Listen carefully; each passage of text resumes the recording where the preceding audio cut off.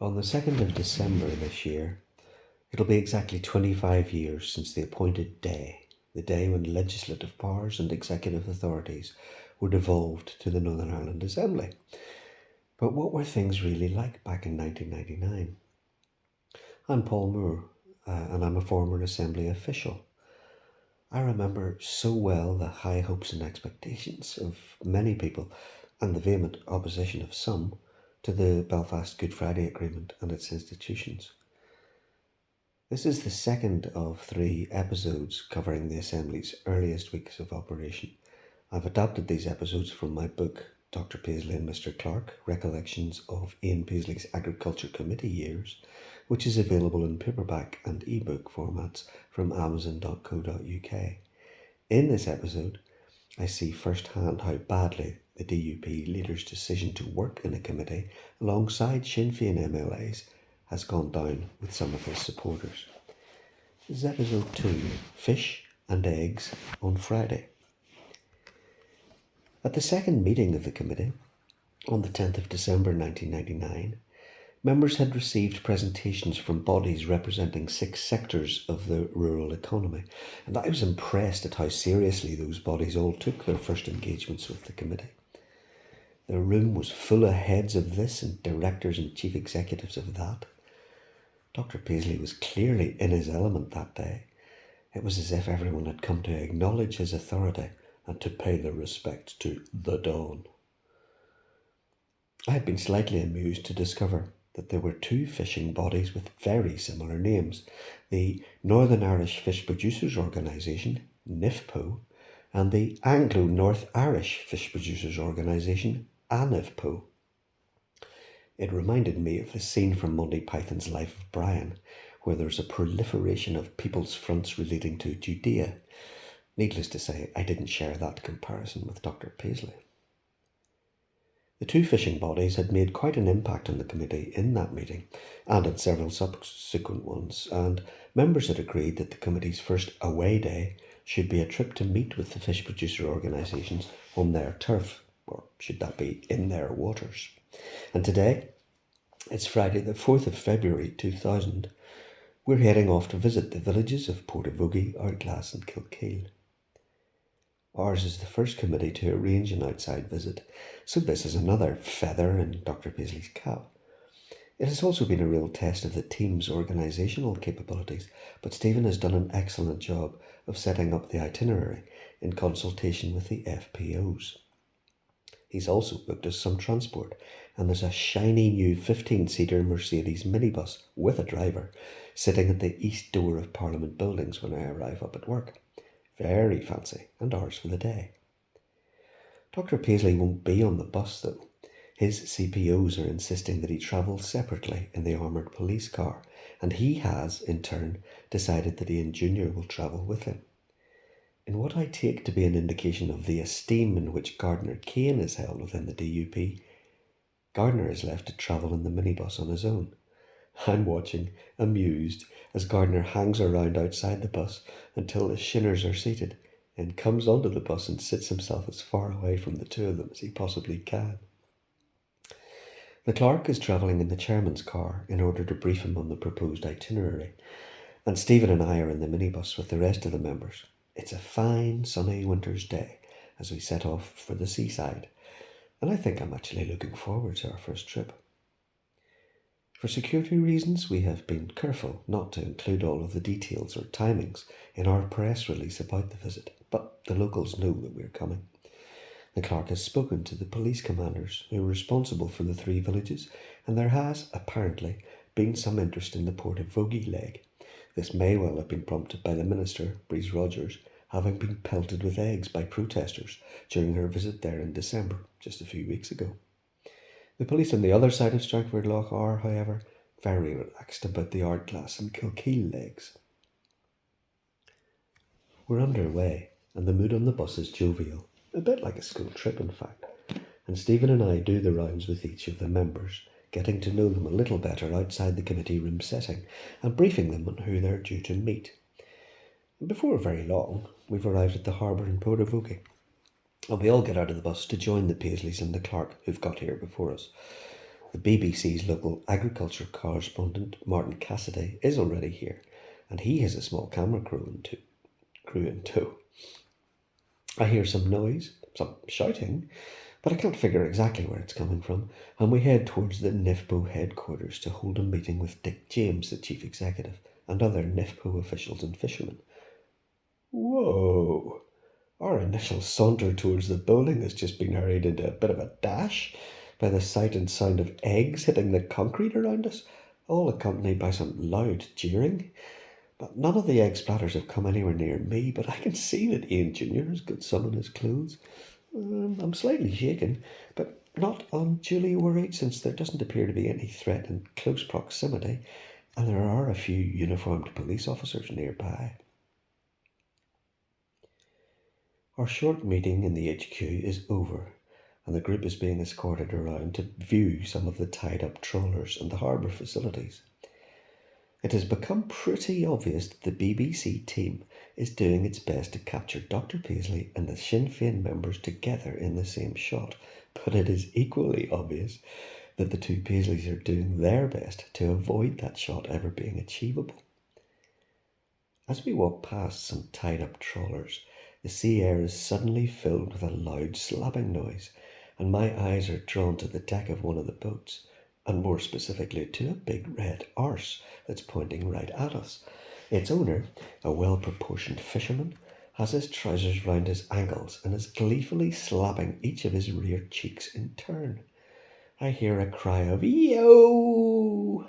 and notice that a crowd is forming and very much enjoying the show. In our group, everyone's reaction is to laugh, albeit somewhat uncomfortably. Then, as quickly as it started, this very personal protest is over, and I don't think the BBC crew quite managed to get it on film. I could well have expected a frosty welcome in this village for the committee's Sinn Féin members, but I'm surprised at how little Dr. Paisley's reputation and status as a Protestant leader seems to count for these particular protestants. Our group moves on quickly to the fish market on the quay, and while inside, members are genuinely interested in the selection of fish on offer, the prices that are being secured by the fishermen, and the catch restrictions that are about to be placed on the local fleet. I'm interested in seeing how all the fish look before they end up on a plate, and as one who loves the smell of fresh fish, I'm having quite an enjoyable time. My enjoyment is short-lived, though. Even from within the confines of the market, I can hear that a hostile atmosphere is building up outside, on the quayside, and it is no surprise when the clerk tells me that the police have decided it is time for the committee to go. He says he will round up the Paisleys, and he suggests that Stephen and I should start to herd the other members towards the bus. Both the minibus and the Paisleys' car have apparently been moved to just outside the fish hall. I approach Sinn Féin's Francie Malloy and Jerry McHugh, and I tell them that the police are suggesting it's time to go. Silly me. Their reaction is fairly predictable. "We're not going to let the RUC tell us what to do," they practically chorus. By now, the sounds of protest are getting louder and louder. "Please," I say to them, "never mind what the RUC says. I'm getting pretty worried. I'd really like us to go now." Reluctantly, they agree, and we all go out the fish hall door. Well, the two Paisleys, the clerk and the big man's close protection officers go straight to the armoured car, but a group, who are mainly women, follows them and surrounds it. There's a lot of shouting, and from what I can make out, they're very unhappy at the two DUP men being in the company of members of Sinn Féin IRA. Ian Jr. seems to be taking a fair bit of the heat.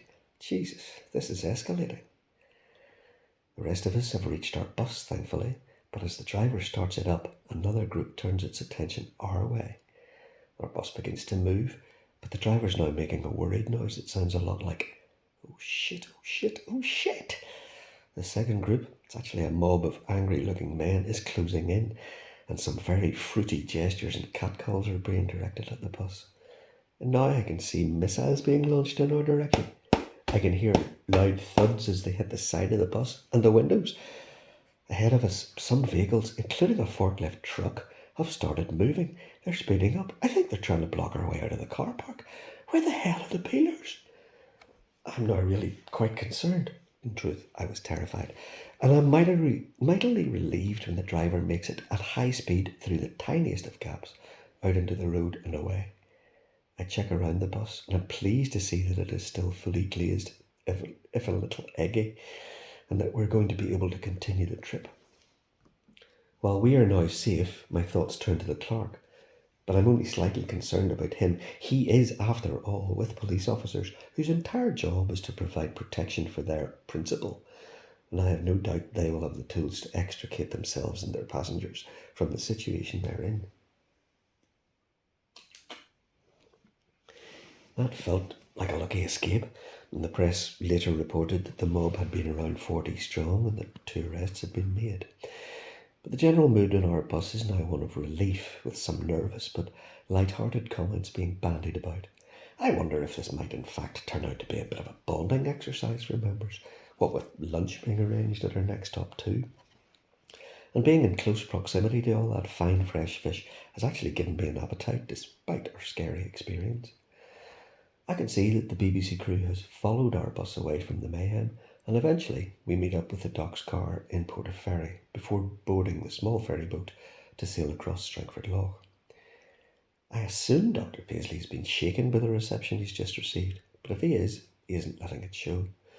On the ferry, Martin Cassidy and his team continue to try and get the money shot of the DUP's and Sinn Féin's togetherness, but to no avail, and we disembark and make the thankfully uneventful journey to Ardglass. There the committee meet more fishermen and look at another harbour, not terribly exciting if I'm honest. Then we move on to a local golf club where lunch with fishing dignitaries has been arranged. Word has obviously got out about the mob protest in Portavogie, and the police are now very visible and on their toes. We arrive in the clubhouse to find placed name cards set out on 2 tables within a private function room. We immediately spot that Francie Malloy's name card is sitting just across from Dr. Paisley's at the same table, and the clerk quickly makes a discreet request to the restaurant staff. Francie's card is subtly switched for another before anyone else notices. Once more, the BBC team has been thwarted in their quest. With everyone now well sated, we clamber back into our respective vehicles and make our way to the last stop of the day in Kilkeel, where we're met by Alan McCullough of the Anifpo and some of his team and more local fishermen. I think the BBC crew must have called it a day, as they're nowhere to be seen. I believe they never quite managed to get their together shot, but I'm sure they'll at least have some interesting footage from Portavogie. Yet another meeting has been held. We've walked around yet another harbour looking interested, and now we're being ushered inside a meeting hall, which has a slightly raised stage with a screen set up on it. The chairman and deputy chairman are shown to their seats on the stage, where they are joined by the top local fishing folk. The rest of us are seated on the lower level in the hall, and the FPO begins its slide presentation. In fairness, the room is very warm. The day has been long and full of incident, and we have partaken of a very filling lunch, but it isn't long before I realise that Dr. Paisley's eyes are closing over, and soon he is quite clearly asleep with, as the expression goes, his head in his top pocket. The clerk and I catch each other's eye, but there's nothing we can do, we're too far away. I can feel my face redden as my embarrassment grows for the chairman. The FPO is giving an extremely earnest presentation. How might they perceive his apparent lack of interest? But, lo and behold, the cavalry has arrived in the shape of the deputy chairman, George Savage, who's sitting next to Dr. Paisley, and who must also have noticed what is going on. George stretches his arms as if in a yawn, reaches around the chairman's back, taps him briskly on his shoulder, and quickly removes his hand. It works.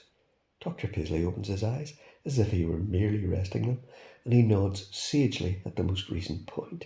Then, amazingly, he managed to ask a pertinent question. It's like he hasn't missed a word. Martin and I nod towards each other, a potential crisis averted, full marks to George. The meeting eventually breaks up, and we're all driven back to Parliament buildings in the same vehicles as before, and without any further mishap. All in all, the consensus in the committee was that the day had been a success, in that the members' objective of demonstrating concern for the industry had been met. But I think it must also have been a difficult experience for the Paisleys. They may have found the visit a useful sounding board as to the potential political price of their personal involvement in the very institutions that they continued to rail against. But it can't have been easy, being given such a hard time by the very people that they could normally have counted on as staunch supporters. For my part, I'm taken aback by the harsh realities of the mob's apparent rejection of those institutions, and indeed of the democratic process that led to their formation. Will this lead in any way to the change in the way Dr. Paisley chairs our committee, I wonder? And given their experience, I also question how keen the Paisleys will be on the committee taking any further trips away from Parliament buildings anytime soon. I know that I'm not keen at all.